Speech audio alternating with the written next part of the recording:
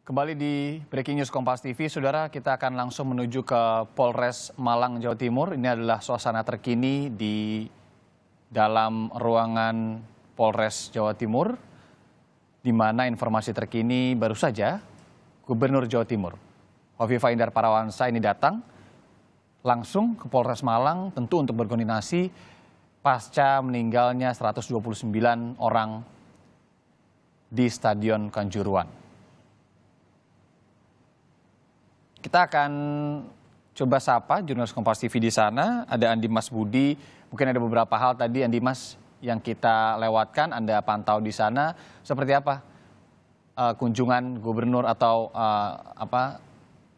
koordinasi yang akan dilakukan gubernur tadi? Dengan siapa saja gubernur tadi datang, Andi Mas? Baik, Iriana dan saudara, memang saat tadi tepatnya tidak ada lebih dari 2 menit Gubernur Jawa Timur Khofifah Indar Parawansa tiba di Mapores Malang. Gubernur Jawa Timur datang ke Polres Malang untuk berkoordinasi lanjutan pasca peristiwa di Kanjuruhan, Kabupaten Malang. Di dalam koordinasi ini selain Gubernur Jawa Timur ada juga Pangdam 5 Brawijaya dan juga Kapolda Jawa Timur serta Bupati Malang. Dan dari informasi yang kami terima, rencananya memang langkah lanjutan dari pihak kepolisian akan melakukan olah TKP di dalam Stadion Kanjuruhan maupun di sekitar Stadion Kanjuruhan. Oke, kalau dari kepolisian sendiri ini akan melakukan olah TKP ya, informasi terkininya. Nah, kalau untuk di tingkat Gubernur Jatim sendiri, tingkat Pemprov sendiri, ini apa saja yang akan dilakukan nantinya? Apakah tentu akan mengevaluasi salah satunya gelaran liga misalkan atau panitia penyelenggara? Iya, tentunya serupa akan masuk dalam pembahasan dari Pemprov Jatim sendiri, di mana hal-hal yang terjadi seperti di Stadion Kanjuruhan agar tidak kembali lagi di wilayah Jawa Timur ataupun di wilayah seperti lainnya. Ya, kita tahu sendiri bahwasanya di Jawa Timur memang ada beberapa yang berlaga di Liga 1 di kasta petinggi persepak bola Indonesia, dan tentunya seluruh elemen kepala daerah yang ada di Jawa Timur ingin tim yang ada di Jawa Timur berprestasi. Andi Mas, maaf saya potong. Suara Anda agak bergumam, tidak terlalu terdengar jelas. Mungkin bisa di revisi sedikit mikrofonnya. Iya, Anda. Ya, silakan. Bisa diulang, Anda? Ya, sudah lebih jelas. Ini Mas, silakan. Iya, Anda. Tentunya memang pembahasan oleh Pemprov Jawa Timur ini akan lebih mendalam terkait seperti apa nantinya jalannya persepak bolaan di Jawa Timur.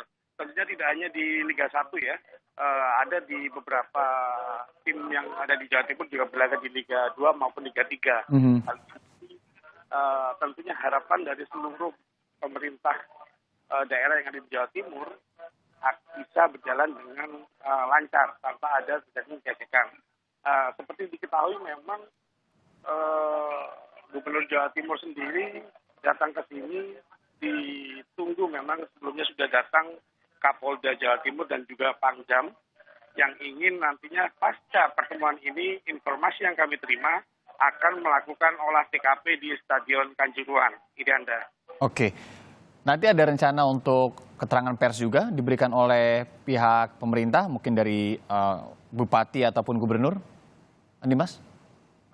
Terkait keterangan pers pastinya akan disampaikan oleh Gubernur Jawa Timur Khofifah Indar Parawansa.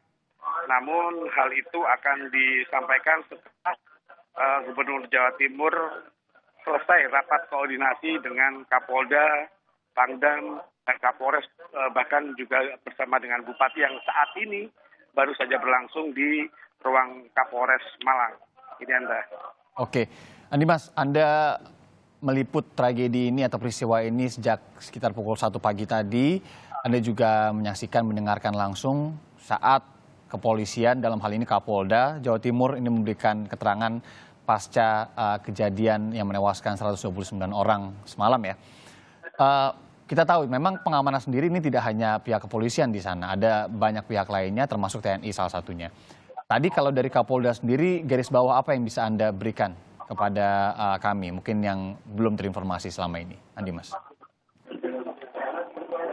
Kalau dari keterangan Kapolda yang disampaikan pagi tadi, memang peristiwa ini terjadi karena ada sebab dan juga akibat.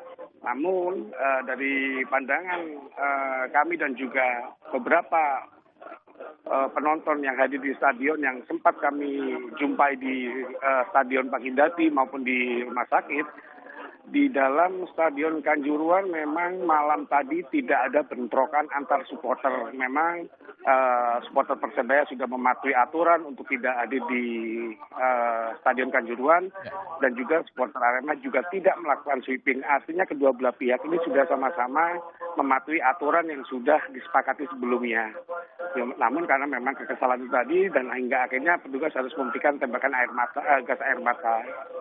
Tapi tentunya itu semua memang terjadi justru berada di penonton yang ada di tribun, bukan penonton yang masuk di dalam lapangan. Sehingga gas air mata yang ditembakkan ke penonton tribun ini membuat para penonton yang ada di tribun panik. Mereka tidak terlihat pandangannya, mereka berusaha keluar namun tidak tahu pintu keluar karena mereka merasa terdesak, mereka mengalami sesak nafas hingga akhirnya jatuh korban. Oke, Andi Mas, ini konfirmasi lagi ya, berarti sempat ada yang menyatakan bahwa tembakan gas air mata ini ditembakkan ke bagian tribun, betul ya? Iya, Idanda, memang tadi beberapa supporter yang sempat kita temui itu menceritakan demikian, dan mereka pastikan tidak ada bentrokan atau gesekan dengan Persebaya karena memang kedua belah pihak sudah sama-sama mematuhi peraturan yang telah disepakati. Seperti itu, Dianda. Ya, dari penjelasan-penjelasan mungkin yang atau cerita-cerita yang bisa Anda tangkap di sana, yang mendengarkan langsung mungkin dari grup-grup yang juga tersebar di sana, ini tembakan gas air mata sebenarnya seperti apa sih ketika itu terjadi? Karena kan kalau kita lihat di visual ini kan adalah ketika penonton turun ke lapangan. Tapi tadi Anda sebutkan bahwa yang terkena benar dampak dari gas air mata ini mereka yang di bagian tribun gitu ya, bukan di bawah stadion, di bawah lapangan atau turun ke lapangan begitu, Andi Mas. Iya, memang petugas memang sudah melakukan tugasnya, yaitu menghalau penonton yang masuk ke lapangan. Namun karena memang jumlah penonton yang masuk ke lapangan ini cukup banyak, akhirnya petugas harus melakukan sebuah tindakan untuk menghalau, dan akhirnya penonton ini sempat kembali berlari ke tepi karena memang ada halauan dari petugas itu. Namun dari lapisan petugas berikutnya ada tembakan gas air mata yang menuju ke arah belakang gawang sisi selatan, hingga akhirnya asap dari gas air mata itu sampai ke penonton yang ada di tribun, sehingga justru penonton yang ada di tribun yang tidak ikut turun ke lapangan, justru mereka ini sebagian besar yang menjadi korban. Sementara panik kemudian tidak bisa bernafas karena gas air mata terkena dan mencoba untuk keluar dan berdesakan di situ ya. Betul sekali.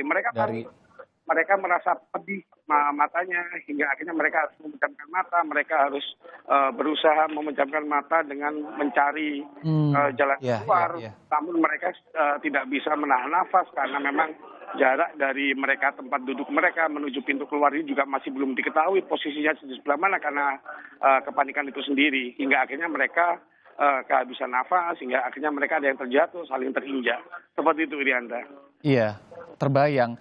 Jadi kalau saya bisa bayangkan dari cerita-cerita para korban yang mungkin masih bisa bercerita kepada Anda, ini justru mereka-mereka yang terkena ini banyak karena dampak gas air mata yang sebenarnya ditujukan polisi bukan untuk mereka begitu ya.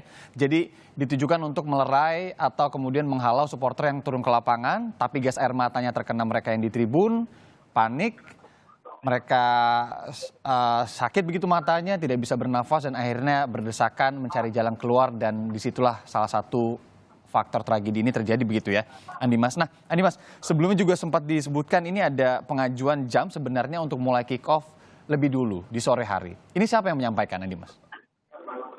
Ya betul sekali. Memang